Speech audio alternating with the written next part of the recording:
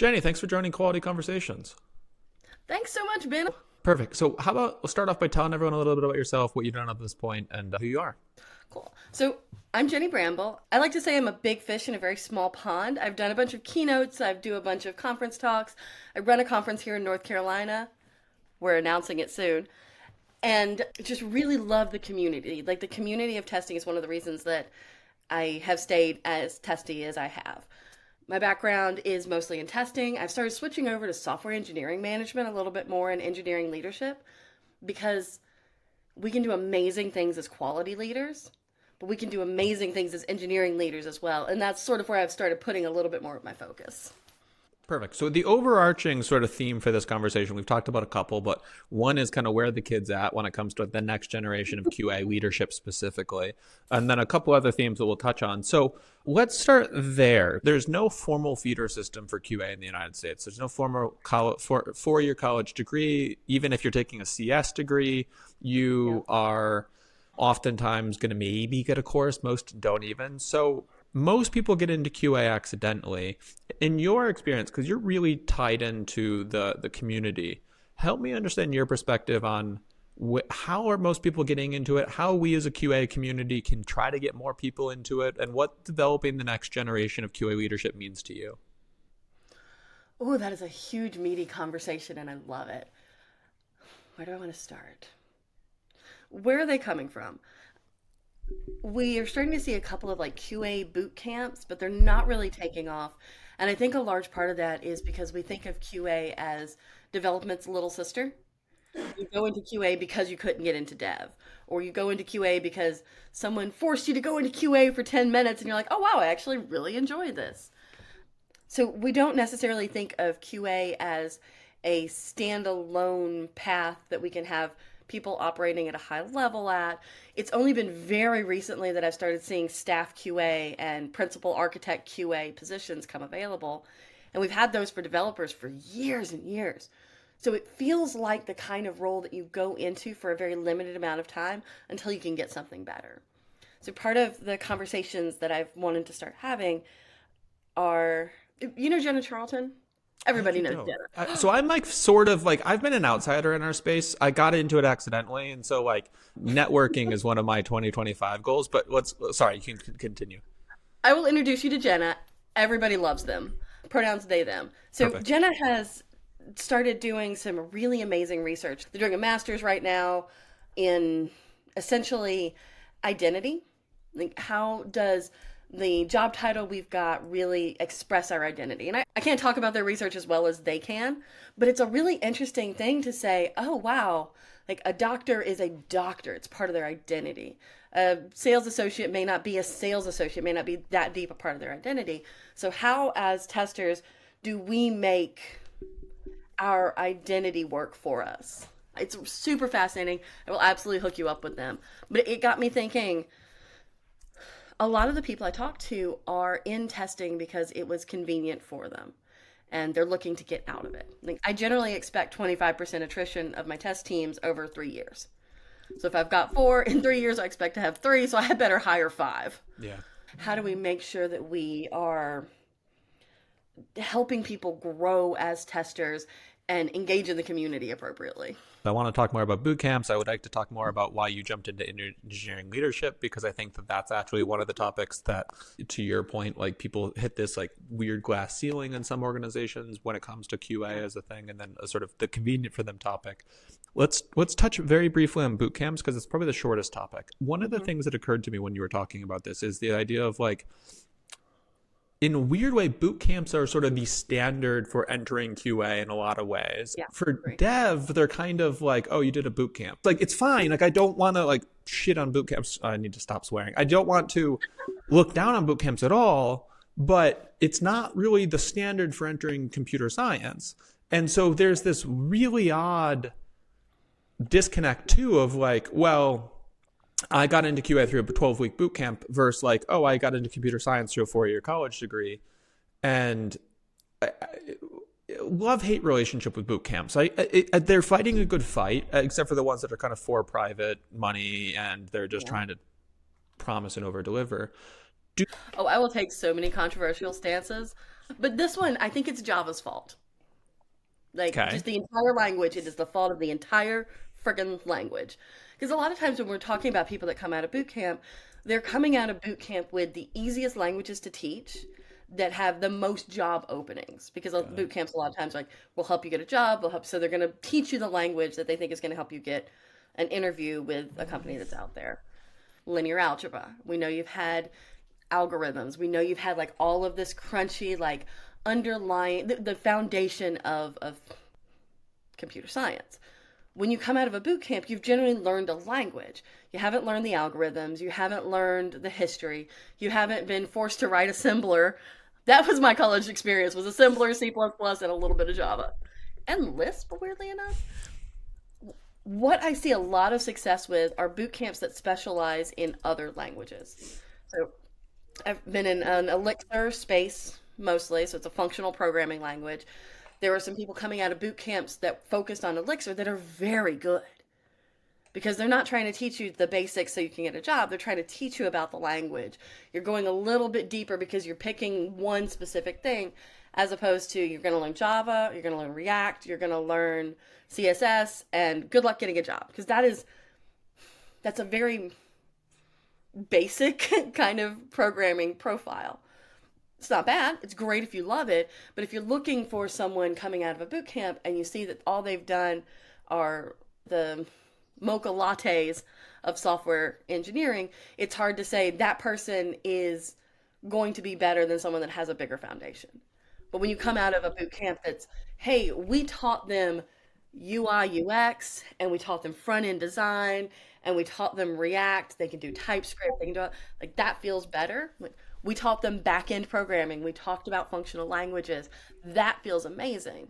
Those are much more, they're going to have a deeper knowledge, whereas a lot of people come out of boot camps with a very shallow knowledge. And that's why I like testers coming out of QA boot camps because you're really focusing on a piece of the software development lifecycle. You're looking at Got it. testing, talking about methodology. Just turn off for you. You got real fuzzy, and I wasn't sure if Okay. that was me or you. I think it's on my side. I don't know what's going on. I mean, no one really needs to see my face. That's all right. But I'm hoping it comes back in a second. Um, You know, you can just edit this and put like a little stick figure over it. I have no idea what's going on. It Yeah, was no a worries. fantastic thought, by the way, and I don't want to. Oh, well, that's why my phone died, which is what I use for my camera. So I've plugged it in. I thought it was plugged in, so it must have. Oh, okay. So that's one of my Classic. more embarrassing moments in the world of creating content. Every point that you were saying was fantastic. The what I was hearing though, which is such an interesting thing, is like to me, I think the perfect role for boot camps would be like fellowships when it comes to like medicine, right? Like you go to med Oh school, you get this yeah. great foundation of skills, and then you have these fellowships, which are like 12-week rotations or whatever, to get these sub skills. To me, what I would love to see boot camps be is like the 12-week specialty of like you have someone who's foundationally very strong QA, and it's 12 weeks on performance testing, or it's 12 weeks on security, or it's 12 weeks on unit tests and integration tests, right? And it's not the sort of foundational entry point for our industry. And instead, it's a skill augmentation tool for teams. I love that. And I could see you going even a step farther. Like, what if you've got your basic QA skills, but you want to get into fintech, you want to get into health tech? These are highly regulated areas, and a lot of the job descriptions I'm seeing are saying must have this fintech knowledge, must know about HIPAA, must know about HL7. If you haven't worked on fire adapters, we don't even want to look at your resume. What if you had a boot camp that did a deep, deep dive on HL7 and fire adapters, and you could come out and be like, yeah, I am now an incredibly competitive candidate in the health tech space. I completely love that. Okay, shifting topics to your journey to engineering leadership. So here's my thought process, and I want to know if it's why you've sort of done some what you do. At some point, my general philosophy when it comes to QA is one of the most important things to remember is you're testing code, you're not testing an app. Now, that's a controversial thing to a certain extent because I think there's a lot of value in testing an app when it comes to like how you think about testing, but ultimately everything is code.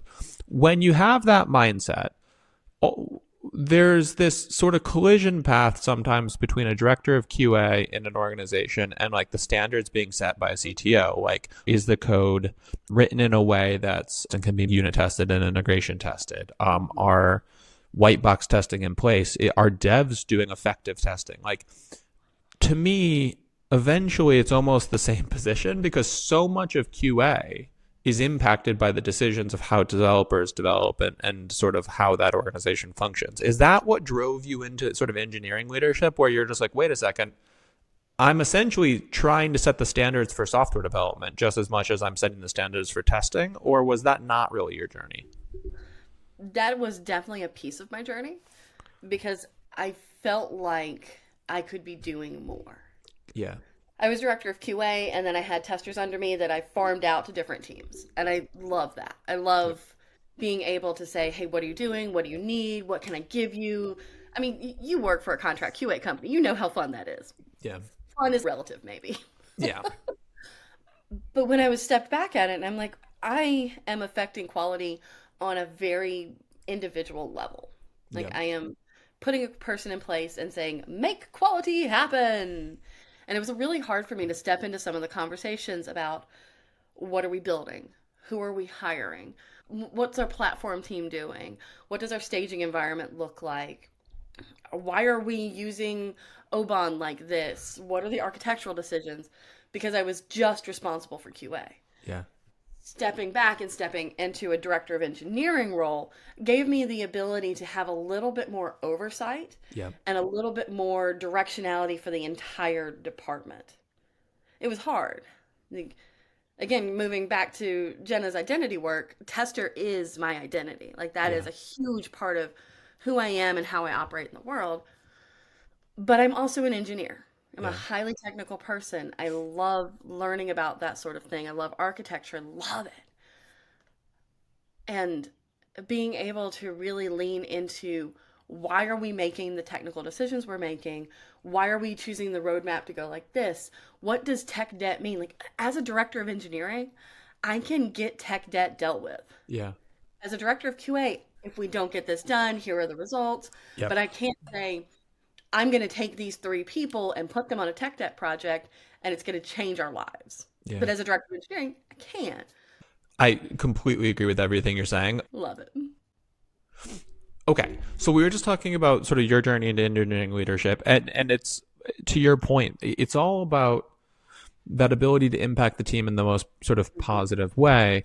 So, is there a world in an ideal organization that thought about quality exactly how Jenny thinks the world should think about quality, where a director of QA would have a partnership with a director of engineering that could work, that would not lead someone like you to be like, eventually I have to move into that kind of leadership role? Like, that's what I'm trying to picture here is like, what are the parameters where that is a successful role sitting at the table?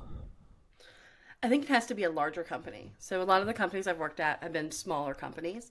And my QA team at the last company was two folk. At the company before, I think it was 7 or 8 people. If you're talking about a QA team of 30, 40, 50 testers, I could see a director of engineering and a director of QA having just a true partner. At that scale, you really do need somebody to lead the vision for your quality team.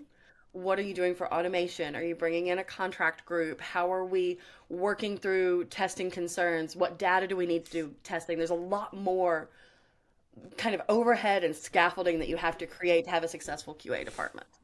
Got it. No, Um, I totally agree. Okay. All right. Last 6 minutes here. What topics are top of mind in your world? I mean, we've talked about boot camps, we talked about leadership, like a little bit about how to get into QA. What's the burning passion in QA these days, or what do you want the world to most be thinking about when it comes to QA? I want y'all to think about community. And that's a phrase that I've been using a whole lot is community, community, community. In part because part of what I feel like we lost during COVID, during the 2020, 2021 years, is that sense of coming together. We lost almost every North American conference, regional North American conference, except for my conference, TSQA in North Carolina. Other than that, all we've really got left are the big conferences. CAST is trying to come back. They're in Salt Lake City this year. I think their call for papers is still open. Hmm. So think about it. Contribute to the community. But we also lost all of our local meetups. I've talked to a whole bunch of other meetup organizers, and people aren't coming together in person. And no one showed up. Yeah. So we're doing virtual meetups, we're doing virtual gatherings, we're doing virtual things, and I think that's amazing. It means so many different people, so many different groups can come together. We have to do that on purpose. So I would echo, because I also think that we exist in such a misunderstood job in so many organizations that without community, people are put in these silos, right? Because you have the customer service person who's told to do QA, or you have the product person, or you have the person who just ended up in QA, right?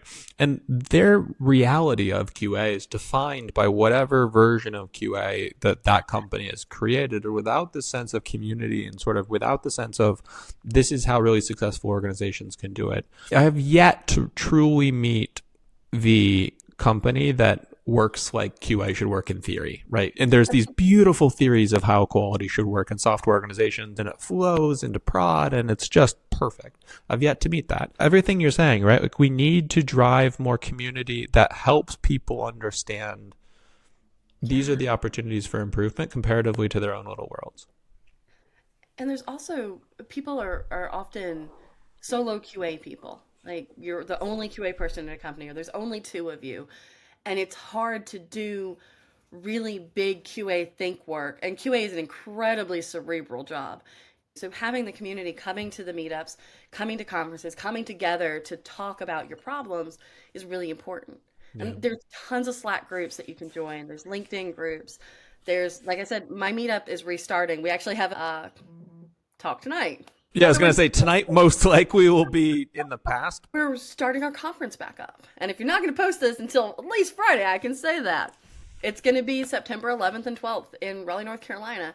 We want people to come together, come into community, and have those conversations. The only way that we can really move forward as a community, as a discipline, as a group, is by being together, having the conversations, and putting new ideas out there. AI is huge, right? But if we don't have conversations about how to properly influence our workflows with AI, we're just going to get it wrong over and over and over.